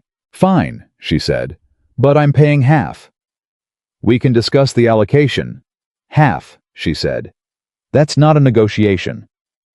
The corner of his mouth moved. "Half," he said. They wrote to Patterson that afternoon. Patterson's response arrived in 4 days, and it was, as Silas had predicted and Clara had hoped, definitive. The witnessing on the 1871 amendment met every territorial requirement in effect at the time of signing. Harrow's improper witnessing argument had no foundation. Patterson used the word frivolous twice, which Clara gathered was about as strong as legal language ever got. With Patterson's formal opinion in hand, Harrow's attorney went quiet. 2 days later, Harrow withdrew the survey claim entirely. Clara was at her kitchen table when the notification arrived, and she sat very still for a moment, and then she put the notification down carefully, and she breathed. It was over. Not Harrow's ambition, which would find another direction eventually. But this, the survey, the dispute, the months of pressure, this specific fight was done. She had won. She and Silas had won. She rode to Broken Spur that evening without sending word ahead. She found Silas on the porch, which was unusual. He was not a man who sat on porches when there was work to be done, and the fact that he was sitting meant he had either already heard or had run out of tasks to use as a distraction. He looked up when she came through the gate. "You heard," she said. "Patterson sent a copy of the withdrawal to me as well," he said. "Come up." She tied her horse and walked up to the porch and sat in the other chair, which felt like the most natural thing in the world, and also like something she wanted to record somewhere, so she didn't forget exactly how it felt. "It's done," she said. "This part is done," Silas said. "You're allowed to feel good about it for more than 5 seconds before you start worrying about the next part." He looked at her sideways. "Is that what you're doing? Feeling good about it?" "I'm trying to," Clara said. "It keeps running into the awareness of everything still remaining." "Yes," he said. "I know that feeling." They sat for a moment in the early evening quiet, which was the particular quiet of 2 people who have been through something difficult together and are on the other side of it and are both, separately, trying to locate the words for what comes next. "Silas," Clara said. "You said you needed 2 days," he said. "It's been 6. There was a legal crisis." "There was," he agreed. And now there isn't. She looked at him. He looked back at her. The careful steadiness in his face was the same as always, but underneath it, she could see the thing he was holding. Had been holding for months, maybe longer. And for the first time she understood clearly that it wasn't reserve. It wasn't the coldness she had expected when she rode onto this ranch in May, looking for a fight. It was patience. The kind that comes not from not caring, but from caring too much and having been burned badly enough to learn to wait. "You're afraid," she said. He didn't deny it. "Yes." "Of what specifically?" A pause. "You know why I've been the way I've been," he said. "The whole valley knows. Rebecca—" "I know about Rebecca," Clara said. "I've known since before I met you." "Then you know that the last woman I let myself—" He stopped, started again. "She left because she said she couldn't compete with the land. And I spent 8 years telling myself the land was the problem. That if I just kept things simpler, kept people at a distance—" "Silas, I'm trying to say something." "I know. Say it faster." He looked at her, and for a moment, something very close to real humor crossed his face, breaking the gravity of it. "She wasn't wrong," he said. "Rebecca. She was wrong about leaving, but she wasn't wrong that the ranch was everything, that there wasn't room for anything else." He looked out at the yard. "I believed that for 8 years. That it was either the land or someone beside me. That I couldn't have both." "And now?" Clara said. He turned to her. "And now I have spent 4 months working beside a woman who has her own land, her own operation, her own vision of what she's building. And she has never once asked me to choose between her and any of it." He paused. "In fact, she'd probably be offended if I offered to." "Deeply," Clara confirmed. "You don't want me to give up Broken Spur." "I would never ask that," Clara said. "The same way I would never give up Willow Bend. It's mine. It was my uncle's. It's the thing I'm building." "I know," he said. "That's the part I didn't understand was possible. That someone could— that we could—" He stopped. "Be 2 whole people instead of 2 halves of one arrangement?" Clara offered. He was quiet for a moment. "Yes," he said. "That." The evening light was going gold across the yard. The way Wyoming evenings go gold when the weather is good and the air is clear and the world has the quality of something that has survived a difficult season and come out the other side. "Silas," Clara said, "I came here in May to argue about 37 cattle. I had no interest in you beyond the fence repair." "I know. And then you read my notebook," she said. "And you actually read it. And you walked the pasture yourself to verify the damage. And you said, 'I'll make a fair determination.' And then you made one." She looked at her hands. "I hadn't expected that, from anyone, certainly not from you." "What had you expected?" "Arrogance," she said. "The kind that disguises itself as authority. The kind I'd been dealing with since I took over Willow Bend." She paused. "What I got instead was a man who was difficult and private and occasionally infuriating, but who was, genuinely, consistently, fair." Silas was very still. "That matters to me more than most things," Clara said. "More than charm or ease or any of it. Fairness. And you've been fair to me from the very beginning, even when it cost you something." "The grass compensation," he said. "You remember."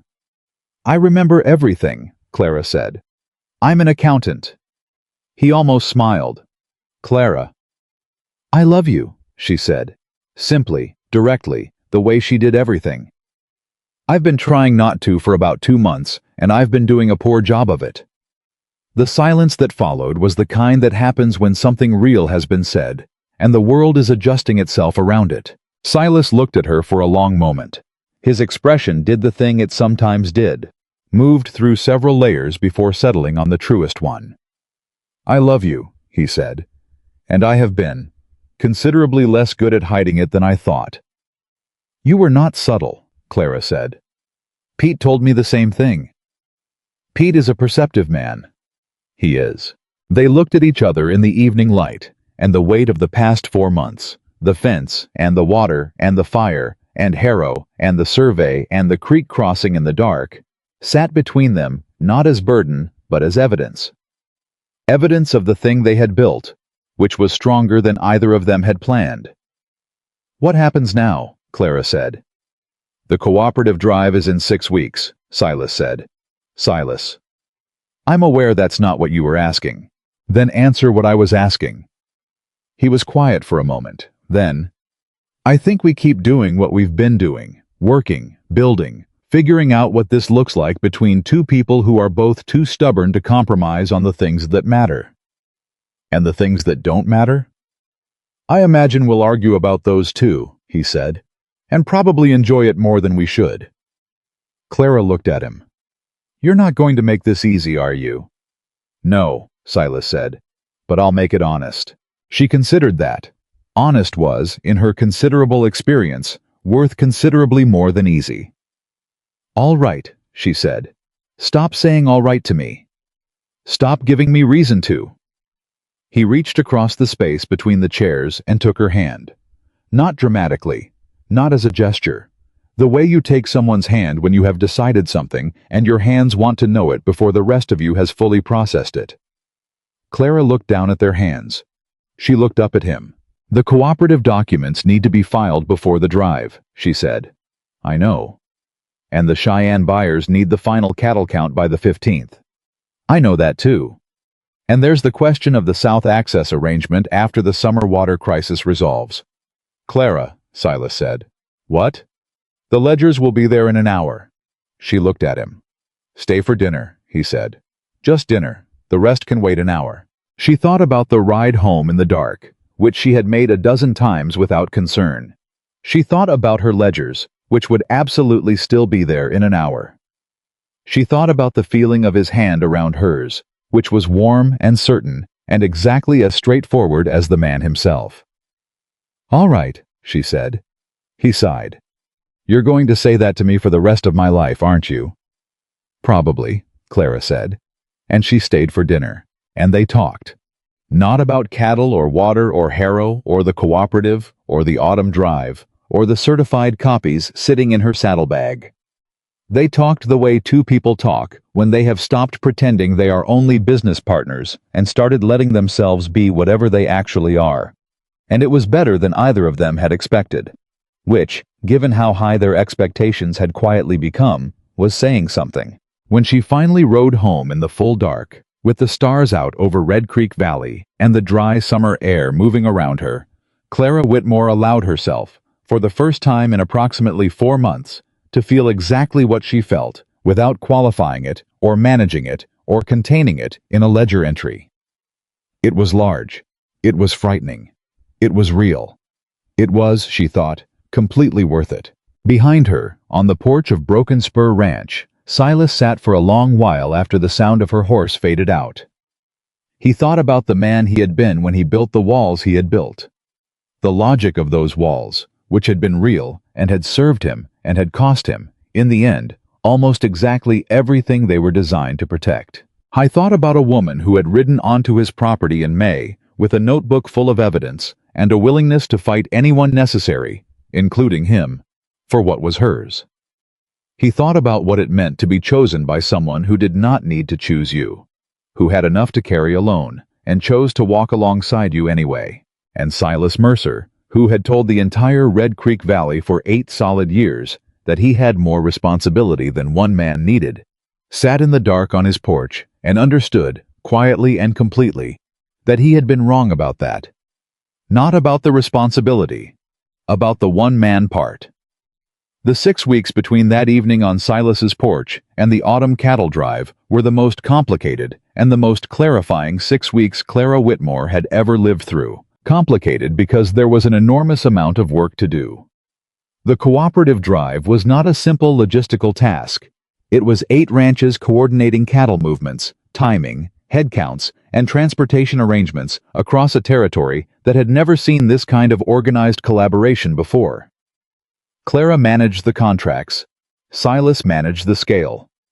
Between them, they managed the personalities, which turned out to be the hardest part by a significant margin. Frank Dillard, who had been ranching in the valley for 30 years and had strong opinions about everything, objected to the railway pricing structure Clara had negotiated. He sat at the cooperative meeting in Silas's barn and told her, in front of 7 other ranchers, that she had negotiated wrong and that he had a better contact at the railway office. Clara looked at him calmly and said, "Show me." Frank produced his contact's terms. They were worse than hers by $4 per head. Frank went quiet. Silas, to his credit, said nothing at all. He didn't need to. Tom Abernethy, who ran a small operation to the south and had been the last to join the cooperative, pulled Clara aside after that meeting and told her quietly that he had almost sold to Harrow in August. That Harrow had come back to him twice with increasing offers, and that the second offer had been genuinely tempting because he was carrying debt from last winter's losses and didn't see a clear way through. "What changed your mind?" Clara asked. Tom was quiet for a moment. "Saw you and Mercer ride to Cheyenne together," he said. "The morning after Harrow filed the dispute. You both had the same look on your face." He paused. "Like you'd already decided how it was going to go." Clara didn't know what to say to that. "I figured if the 2 most stubborn people in the valley had decided to work together," Tom said, "maybe I ought to be on the same side." The drive itself took 11 days. 11 days of moving combined herds across Wyoming territory toward the Cheyenne loading pens, coordinating between 8 different ranching operations, managing the logistics that Clara had spent weeks organizing and that still, inevitably, encountered the kind of problems that no amount of advanced planning fully prevents. On day 3, 2 of Abernethy's hands got into an argument with one of Silas's that nearly came to something worse than an argument. Silas handled it with the quiet authority of a man who doesn't raise his voice because he doesn't need to, and Clara handled the paperwork fallout, and by day 4, everyone was working together again, with the slightly stiff politeness of men who have been told clearly that there is no alternative. On day 6, the weather turned. Not a fire this time. Rain, which was actually welcome after the dry summer, but which slowed the movement of cattle considerably, and required rerouting around a section of trail that had turned to mud thick enough to be dangerous. Clara spent 3 hours on day 7 in the rain, with a map and a soaked notebook, working out the rerouting, and Silas found her at it, and stood beside her with a water-damaged copy of his own survey notes, and they worked it out together in about 40 minutes, which Clara thought probably said something significant about the difference between doing difficult things alone versus beside the right person. She noted this to herself, but did not say it aloud, because there was too much work left to do, and sentiment had its time and place, and this particular moment in the rain with muddy cattle nearby was neither. On day 9, they crossed into the final stretch toward Cheyenne, and Clara allowed herself, briefly, to feel the size of what they had built. 8 ranches. Combined herd of nearly 4,000 cattle. Railway contract that guaranteed pricing 20% better than any of them could have negotiated individually. And behind it, the cooperative agreement, the water arrangements, the boundary record in Cheyenne, all the scaffolding of something designed to hold weight for years. She had come to Wyoming 11 months ago to save a struggling ranch. She had done that. She had also built something she hadn't planned, which was the better thing. Silas rode up beside her on the final morning before the loading pens. They had barely spoken for 3 days beyond the practical. The drive demanded everything, and both of them understood that without discussion. "How are we doing?" he said. "We are doing well," Clara said. "Abernethy's count is slightly off, but he'll sort it before loading. The pricing is locked. Barring disaster in the next 6 hours, we've done it." "Barring disaster," Silas said. "You always leave room for a disaster. It's good practice." He was quiet for a moment. "Clara." She looked at him. "When this is over," he said, "I want to have a conversation." "We've had quite a lot of conversations," Clara said. "A specific one," he said, "about what comes next. Beyond the cooperative, beyond the drive." He looked at the horizon. "About us." Clara looked at him. "I thought we'd already had that conversation."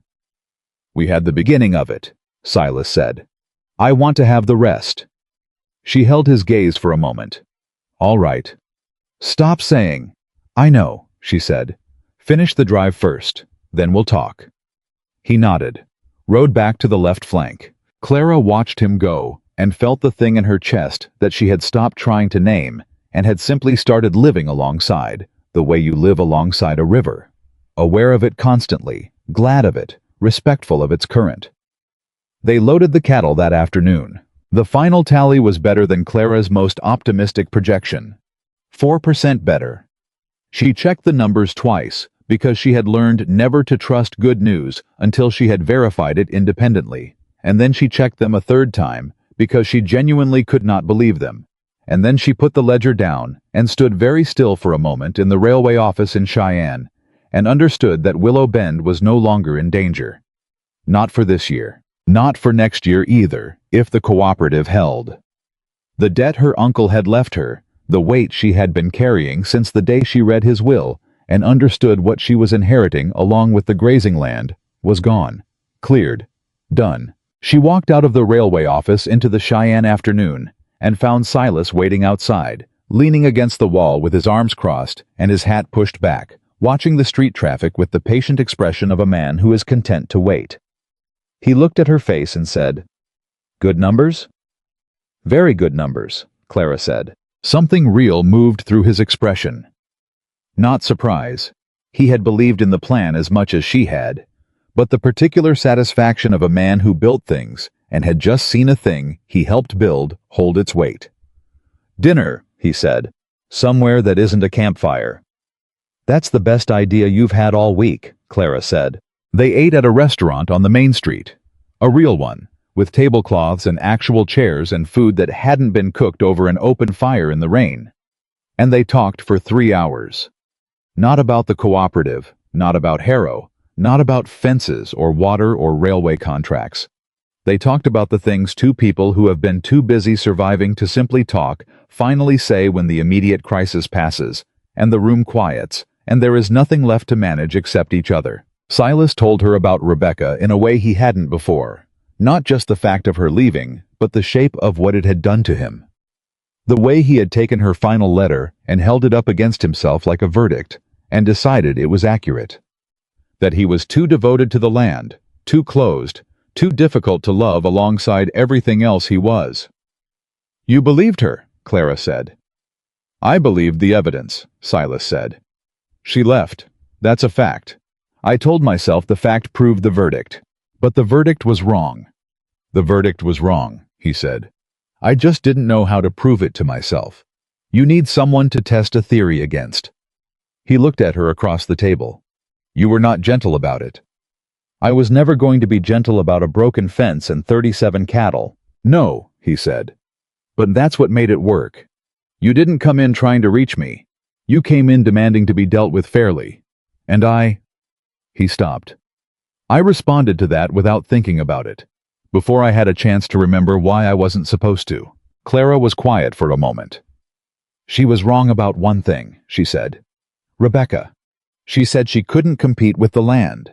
But the land isn't your competition, Silas. It's your character. The way you work it, the way you care about it, the fact that you'd rather repair a fence post than replace it because throwing away something useful bothers you." She looked at him. "That's not something a person competes with. That's something a person loves about you, if they're paying attention." The silence that followed was the kind that settles after something true has been said clearly. Silas looked at her for a long moment.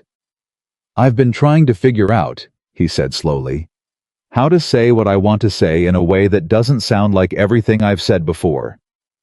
"Just say it the way it is," Clara said. "You're better at that than you think." He looked at her. 8 years ago, I decided that loving someone meant risking losing myself," he said. "I built everything around that belief. The distance, the silence, all of it." He paused.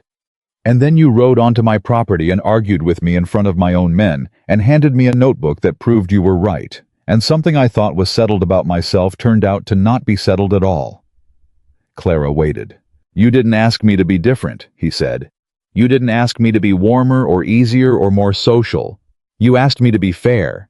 And when I was, you responded to it. And when I wasn't—" He almost smiled. "You told me directly." "I did," Clara said. "I love you," he said. "Not because you need me. You've been very clear that you don't need me, and I respect that more than I can adequately say." He held her gaze. "I love you because you stand beside me. Because you think alongside me instead of waiting for me to figure things out alone. Because you showed me that I wasn't choosing between the land and a person. I was just choosing the wrong framework. Clara looked at him across the tablecloth in a restaurant in Cheyenne, with the sound of the street outside, and the smell of decent food, and the particular quality of light that falls on two people who have arrived somewhere after a long journey. "Silas," she said. "I know the drive just finished," he said. "I know the timing isn't—" "Silas." He stopped. "I love you too," she said. "I think we've established that. The question you were building toward is something else." He was very still. "So ask it," she said. A pause. Not hesitation. Preparation. The pause of a man who has been thinking about something for a while and is choosing his words with the same care he chooses fence posts. For load-bearing, not just appearance. "Clara Whitmore," he said, "I would like to marry you. Not because it makes the cooperative simpler, not because it resolves any boundary question, and not because the valley expects it." His voice was level and completely sincere.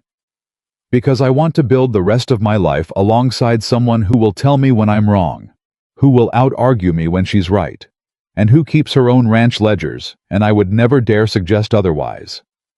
Clara looked at him. The restaurant existed around them. Other people, other conversations, the ordinary noise of the world going about itself. She said, "Yes." Not dramatically, not with tears, just yes, direct and certain, the way Clara did everything that mattered. Silas exhaled. Not relief exactly, but the particular release of someone who has been carrying a weight they've chosen to carry and has just been told the choice was right. "Yes," she said again, quieter. "But we're keeping separate ranch ledgers." His expression did the thing she had come to love most about it, the layers moving through it before landing on real, unguarded warmth. "I wouldn't dare suggest otherwise," he said, and in a restaurant in Cheyenne, in the autumn of 1886, two of the most stubborn people in Red Creek Valley shook hands across a tablecloth, because they were, at bottom, business partners who happened to love each other. And then Silas reached across and took her hand properly, and Clara let him, and neither of them said anything else for a while. They didn't need to. The ride back to Red Creek Valley the next morning was long and easy. The other ranchers from the drive were ahead of them or behind them, spread out across the territory in the way of people returning to their own lives after shared work. Silas and Clara rode together without hurrying. The season had turned enough that the mornings were cool, and the light had the particular golden quality that Wyoming autumns carried like a quality of character. They talked some. They were quiet some. Both felt natural. Somewhere past the midpoint of the ride, Clara said, "The valley is going to have a great deal to say about this." "The valley has been saying things since June," Silas said. "This will be considerably more than they expected." "Frank Dillard will be insufferable," Silas said. "Frank Dillard was going to be insufferable regardless of what we did," Clara said. "At least now he has accurate information to be insufferable about." Silas considered this. "True. And Pete?" Silas was quiet for a moment. "Pete said last month that he'd been expecting this since the 3rd week of May, when I came back from inspecting your pasture damage." Clara looked at him. "The 3rd weeks of May." "Apparently," Silas said, "I was not subtle even then." "Pete is a perceptive man," Clara said. "I've said this before." "You have. You should give him a raise." "I already did," Silas said. "In September." "For what reason?" "He stopped betting against me when I wasn't watching," Silas said. "I felt that merited recognition." Clara laughed. Not the managed version, not the brief and guarded version she had deployed for the first months of their acquaintance. The real one, full and unguarded. Silas heard it and stored it the way he always did, and told himself for approximately the 500th time to stop doing that, and continued doing it anyway. They were back in Red Creek Valley by late afternoon. The news reached the valley faster than they did, which was a feat, because they had not told anyone. But word has its own methods in small communities, and by the time Clara arrived at Willow Bend and Silas arrived at Broken Spur, Pete was at the gate of Broken Spur with an expression of profound unsurprise, and Clara's senior hand, a woman named Della, who had worked Willow Bend since before Clara's uncle died, was waiting on the porch at Willow Bend with coffee already made. "Well?" Della said, handing Clara a cup. "Well," Clara said. Della looked at her face. Della had been reading Clara's face for almost a year, which was enough time to become fluent in it. "Good," Della said simply. "It was getting exhausting watching you not say it." "I said it eventually," Clara said. "You took your time about it." "I had things to verify," Clara said. "I'm an accountant." Della shook her head and went back inside, and Clara stood on her own porch with her coffee and looked out at Willow Bend. Her land, her uncle's land, the thing she had come here to save, and felt it differently than she had felt it before. Not smaller for the addition of someone beside her. Larger. Solid in a new way, the way structures become solid when you add the right support. She went inside. She opened her ledger. She wrote the drive numbers in their final form, verified, complete. Then she turned to a fresh page. At the top, in her precise accountant's hand, she wrote, "Red Creek Cattle Cooperative, Year 2 Planning." She worked until the lamp needed trimming, and then she trimmed it and worked a while longer. The valley came to know about the engagement, the way valleys know things, gradually and then suddenly, which meant there was a period of approximately 4 days when everyone had heard but was waiting for official confirmation, and a period after that when everyone had confirmed and the opinions began. Frank Dillard said he had seen it coming since the summer water arrangement, which was a revision of history that Clara noted with amusement and let pass. Marcus Webb, who had told Clara he didn't take business advice from women, sent a handwritten note that said simply, "Congratulations, the drive numbers were good." Clara accepted this as the most gracious gesture in Marcus Webb's emotional vocabulary and was genuinely moved by it. Several women from the valley came to call on Clara in the weeks following, and their responses ranged from warm to complicated to one memorable conversation with Eleanor Fitch, who had spent 6 years trying to introduce Silas to eligible women throughout the valley, and who sat in Clara's kitchen with the expression of someone trying to determine exactly how she had missed something this obvious for this long. "You argued with him," Eleanor said. "At the very beginning, in front of his men." "Yes," Clara said. "And he responded to that?" "He responded to the fact that I was right," Clara said. "About the fence, about the cattle." Eleanor was quiet for a moment. "I spent 3 years trying to introduce Silas Mercer to perfectly pleasant, accomplished women," she said. "I selected them very carefully." "I imagine you did," Clara said. "Not a single one of them," Eleanor said slowly, "came with a notebook of documented evidence." "That was the key factor," Clara agreed. Eleanor shook her head. "I spent 3 years on Pleasant. I should have been looking for correct." Clara poured her more coffee and did not disagree. The question of where they would live after the wedding was one Clara had expected to be difficult and turned out to be simple. They would live in both places. This was not a compromise. It was the only logical answer, and both of them reached it independently before they discussed it and found they were in agreement before the conversation began, which Clara considered a very good sign about the marriage overall. Broken Spur was larger and better equipped for the combined operations they were planning. But Willow Bend was Clara's, and would remain Clara's, and there would be no absorption, no renaming, no merging that erased what her uncle had built or what she had saved. They discussed this at Silas's kitchen table one evening, with maps and ledgers between them as usual, and the discussion lasted about 20 minutes before they had agreed on the basic structure, and then they had coffee and talked about the cooperative's expansion plans, and it was so close to every evening they had spent at that table for the past 4 months that Clara almost didn't notice the shift. Almost, except that she did notice it, because it was exactly what she had wanted without knowing she was wanting it. Not a change in the fundamental nature of the relationship, just the addition of permanence to something that had already been real. They married in the spring. The following April, on a clear Wyoming morning that smelled of grass and coming warmth, Broken Spur Ranch filled with people in a way it had not filled since Silas's father's time, and possibly not even then. Half the Red Creek Valley attended. This was not hyperbole.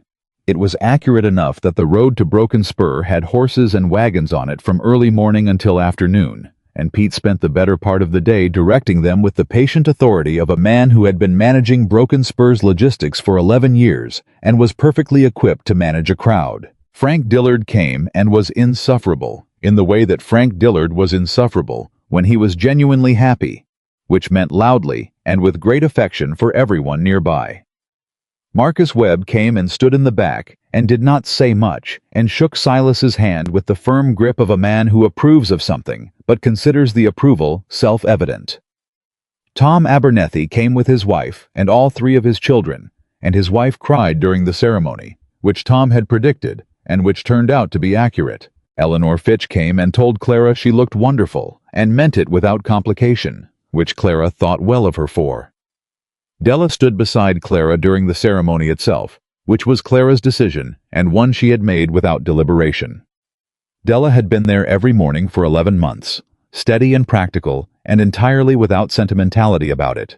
And that steadiness was a form of love Clara understood and valued and wanted present on the day that mattered. The ceremony was simple, because both of them were people who found ceremony excessive and meant everything they said precisely because they didn't perform it. The words were the standard ones, and they meant them, and anyone watching their faces while they said them could see that they meant them in the particular way of people who have tested the words against actual experience and found them accurate. When it was done, Silas looked at Clara and said, quietly enough that only she heard, "You know, I almost answered that first letter." Clara looked at him. "I know. If I had, we would have resolved the fence dispute by correspondence," Clara said, "and none of this would have happened. So my negligence was fortunate," Clara said. "Yes, don't make a habit of it." He almost smiled. "No promises." Silas. Clara. They looked at each other, and it was the same look they had been exchanging since the very beginning, the one that was part assessment and part recognition and part the particular satisfaction of 2 people who have found the person they can be genuinely, entirely honest with. "Good thing you were stubborn," she said. "Good thing you were more stubborn," he said. Then the valley was around them, and the morning was fine, and the celebration was real, and Red Creek Valley had a wedding it would talk about for years. But the story people told was not quite right. They said Clara Whitmore had finally gotten through to Silas Mercer. They said she had changed him. They said love had done what 8 years of distance and solitude had refused to do, which was open him up and bring him back to the world. Clara heard these versions and did not correct them, because correcting them in full would have taken longer than the conversations usually warranted. The truth was more specific and more interesting. Clara had not changed Silas Mercer. She had never tried to. She had arrived on his property with a notebook and a grievance and a complete unwillingness to accept anything less than fair treatment, and Silas had responded to that by being fair. By looking at the evidence she brought and the case she made and responding to the actual merit of it, rather than to the fact of who was making it. That was who he had always been. She hadn't changed him. She had found him, and he had found her. Not a woman who wanted to be rescued or managed or incorporated into his existing life as an addition. A woman who had her own life, her own ranch, her own ledgers, her own vision, and who was willing to walk beside him for as long as they were both building something worth walking beside. That was the real story. The one that didn't simplify as cleanly, but was, in every way that mattered, more true. In the months that followed the wedding, the Red Creek Cattle Cooperative formally expanded to 11 ranches. Clara managed the contracts and accounts. Silas managed the cattle operations and the land negotiations. Together they managed Harrow, who made 2 more attempts at land acquisition in the valley over the following 2 years, and was defeated both times. Once by legal preparation that Clara had been updating quarterly since the Cheyenne trip, and once by a coordinated response from 6 cooperative ranchers who had learned, under Clara's guidance, exactly what their collective leverage was worth. Harrow eventually turned his attention to a different valley entirely. Red Creek moved on. Willow Bend remained Willow Bend. Broken Spur remained Broken Spur. The ledgers stayed separate, as promised, though they were often open on the same table at the same time, which amounted to the same intimacy without the loss of distinction that Clara had always insisted on. On an autumn evening some years after the wedding, the precise number of years isn't the point, Silas and Clara rode the boundary between their properties in the last light of the day. It was the boundary they had spent May of 1886 arguing over. The fence they had repaired together, inspected together, built a cooperative out of the conflict about. They stopped near the rebuilt fence post, the one that had been set too shallow, the one Silas had noticed when he walked the line the first time. The cattle on both sides of the fence were doing well. The cooperative had made 2 years of difficult markets manageable. Willow Bend's debt was paid, and had been paid for some time. Broken Spur's operations had expanded without losing the character that had always made them strong. Clara looked at the fence. "You know," she said, "none of this would have happened if the fence had been maintained properly." Silas considered this. "You're saying it's the fence's fault." "I'm saying the fault in the fence created an opportunity." "That's a very accountant way of describing a crisis." "Every crisis is a line item," Clara said. "It depends on which column you put it in." He looked at her. "Which column does this one go in?" She looked out at the cattle on both sides of the fence. She looked at the cooperative, at the valley, at the thing they had built out of a documented argument, and a water shortage, and a fire, and a fraudulent survey, and everything else that had come at them and been met. "Assets," she said simply. Silas looked out at the same view. "Yes," he said, "it does." They rode home together in the last of the light, side by side, neither of them rushing. The whole territory had sworn Silas Mercer would never marry. They had simply never imagined Clara Whitmore riding over the ridge, and Clara Whitmore, who had come to Wyoming to save one small ranch and had ended up building something the valley would still be talking about 20 years later, had not imagined Silas Mercer either. Had not imagined a man who would read her notebook with genuine attention, walk her damaged pasture with his own eyes, say I'll make a fair determination and then make one. Had not imagined that the person she could be most fully herself with would be found at the end of an argument about stolen grass. But that was how it had happened. Not romantically, not neatly, not the way the valley would later tell it, smoothed into a story about a lonely rancher and the woman who reached him. It happened through work and conflict and weather and water shortages and legal disputes and 11 days of cattle drives in the rain, and more conversations at a kitchen table than either of them could count. It happened because 2 stubborn people, each carrying everything alone, had finally found someone willing to share the weight. And what they discovered, what neither of them had expected, and both of them knew with certainty by the time the autumn light faded over Red Creek Valley, was the same thing. Life did not get smaller when you stopped carrying it alone. It got large enough for both of you, large enough for the land you loved and the person beside you and everything you were still building, large enough to hold all of it at once. And that was more than either of them had known how to ask for, back when they were asking for nothing. It turned out to be exactly enough.